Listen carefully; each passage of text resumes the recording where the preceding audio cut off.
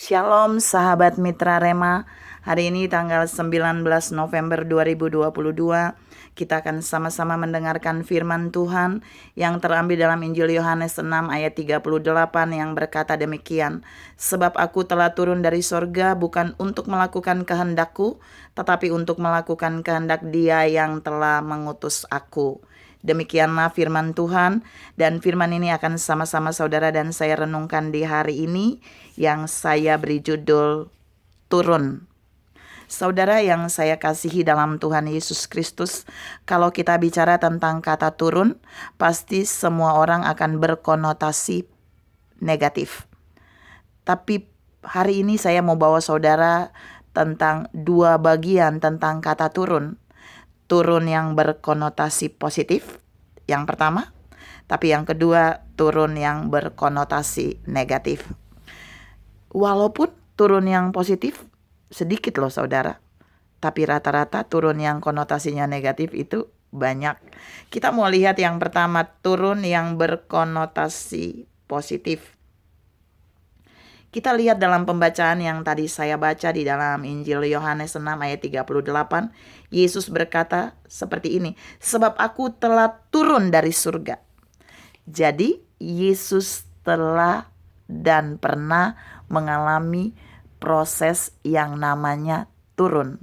Dari mana? Ya kalau turun itu pasti dari sesuatu yang tinggi ke yang lebih rendah. Dari satu posisi yang terbaik menjadi posisi yang biasa. Ya, turun dari surga ke bumi. Turun yang negatif, turun itu turun dari yang paling atas ke bawah. Turun dari yang paling baik ke kurang baik. Tapi turun ini adalah turun positif. Yesus turun dari surga ke bumi karena melakukan tugas Bapanya di bumi. Makanya saya bilang turun yang positif. Apa sih tugas yang Yesus lakukan di bumi? Apa sih kehendak Bapa yang Dia lakukan di bumi? Sehingga dikatakan turunnya positif. Banyak hal, tapi saya hanya mau sebutkan beberapa buat saudara. Waktu Yesus turun dari surga ke bumi, salah satu tugas yang Dia kerjakan adalah menyelamatkan saudara dan saya dari dosa. Dia menjadi juru selamat bagi kita. Dan itu ditugasin Bapa untuk dikerjakan oleh Yesus di bumi saat Dia mengalami peristiwa turun.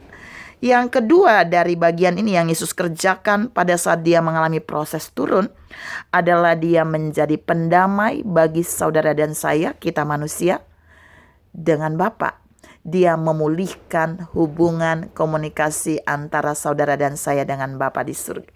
Dia datang menjadi pendamai. Dia turun ke bumi, dari surga Dia turun ke bumi hanya untuk melakukan tugas ini. Supaya saudara dan saya didamaikan oleh Bapa melalui Dia. Saudara yang saya kasihi dalam Tuhan Yesus Kristus, Tuhan mau membawa saudara dan saya melihat dari teladan Yesus, bahwa terkadang Allah mengizinkan saudara dan saya mengalami satu proses turun. Bukan untuk hal negatif, tapi supaya di dalam proses itu Allah mau menugaskan saudara dan saya untuk menjadi berkat, untuk menjadi bagian yang terbaik bagi orang-orang di tempat di mana Allah mengutus saudara dan saya di posisi turun itu. Seperti Yesus turun ke bumi dan menjadi berkat bagi semua kita yang ada di bumi. Saudara yang saya kasihi dalam Tuhan Yesus Kristus, peristiwa turunnya Yesus itu turun yang positif karena waktu Dia dari surga turun ke bumi, setelah Dia menyelesaikan tugasnya, Dia kembali lagi ke surga. Jadi turun yang positif adalah kita bergeser, turun dari posisi awal kepada posisi yang lebih rendah, dan setelah itu kita kembali lagi pada posisi yang awal tadi di atas. Itu kalau turunnya positif. Turun yang dibuat oleh Allah untuk melakukan tugas-tugas ilahi dan kehendak ilahi. Yang kedua, turun yang negatif adalah seseorang yang mengalami proses turun dari posisi awal di atas dan tidak akan pernah lagi bisa naik kembali di posisi yang sebelumnya. Kita bisa lihat dalam 2 contoh di dalam Alkitab. Yang pertama di dalam kitab 1 Samuel 15. Saudara nanti bisa baca di sana, intinya menceritakan Saul melakukan dosa yang melanggar perkataan Allah, ketetapan Allah, firman Allah yang disampaikan Allah melalui Nabi Samuel. Saul memilih untuk melakukan keinginannya. Saul memilih untuk melakukan ketetapannya sendiri. Saul memilih untuk melakukan apa yang dimaui oleh orang-orang yang dia pimpin saat itu, dan tidak melakukan apa yang Allah tetapkan. Dan Allah menghitungnya menjadi dosa, dosa. Dan bukan itu saja saudara. Ketika Saul tidak melakukan apa yang Allah perintahkan, apa yang Allah firmankan, di titik itu Saul menjadi pribadi yang tidak tunduk pada otoritas Allah yang menyampaikan firman bagi dia. Alhasil, Saul Allah turunkan dari jabatan raja, dan Allah tidak mengembalikan Saul kembali pada posisi itu, tapi sebaliknya Allah menolak Saul, dan Allah kemudian memilih Daud menempati posisi Saul, dan Daud menggantikan Saul menjadi raja. Saudara yang saya kasihi dalam Tuhan Yesus Kristus, Tuhan menasihatkan saudara dan saya di bagian ini. Hati-hati ketika Allah menempatkan saudara dan saya di satu posisi terbaik. Sebagai seorang yang bekerja, yang melayani, dan seterusnya. Kita jangan pernah mau menyimpang dari perkataan Allah. Kita jangan berani tidak tunduk pada otoritas Allah. Karena jika kita berani, maka kita akan digeserkan dari posisi itu, dan kita tidak akan pernah dibawa Allah kembali di posisi sebelumnya. Yang kedua, contoh yang kedua kita bisa lihat di dalam kitab Ester. Ester 1 ayat 10 sampai 12 itu berbicara tentang Ratu Wasti yang menolak memenuhi undangan jamuan Raja Ahasiweros.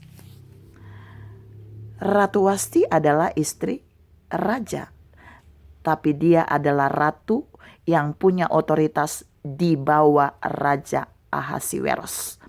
Ketika ratu tidak memenuhi undangan raja, sama dengan si Ratu Wasti ini, dia tidak tunduk pada otoritas raja yang ada di istana. Alhasil, mahkotanya dicopot, kedudukan ratunya disingkirkan, dan dia tidak pernah bisa kembali lagi di posisi ratu. Dan raja kemudian menggantikan dia dengan Ester. Ester naik menjadi ratu menggantikan Wasti. Tuhan mau berkata di bagian ini buat saudara dan saya bahwa hati-hati ketika saudara dan saya tidak tunduk pada otoritas orang yang Tuhan utus untuk memimpin kita di dalam keluarga, di dalam pelayanan, atau di dalam pekerjaan kita. Setiap pekerjaan, pelayanan, dan keluarga, di dalamnya ada pribadi-pribadi yang Allah tetapkan sebagai pemegang otoritas yang memimpin saudara dan saya. Dan Allah menasihati saudara dan saya hari ini melalui firman. Mari kita jangan meneladani Ratu Wasti dan Saul yang tidak taat dan tidak tunduk pada otoritas, sehingga kita menjadi orang-orang yang turun dari satu posisi terbaik dan tidak akan pernah bisa kembali pada posisi yang sama. Tuhan memberkati saudara berlimpah. Salam mau tunduk pada otoritas Tuhan dan bisa tetap naik turun tapi akan naik kembali. Amin.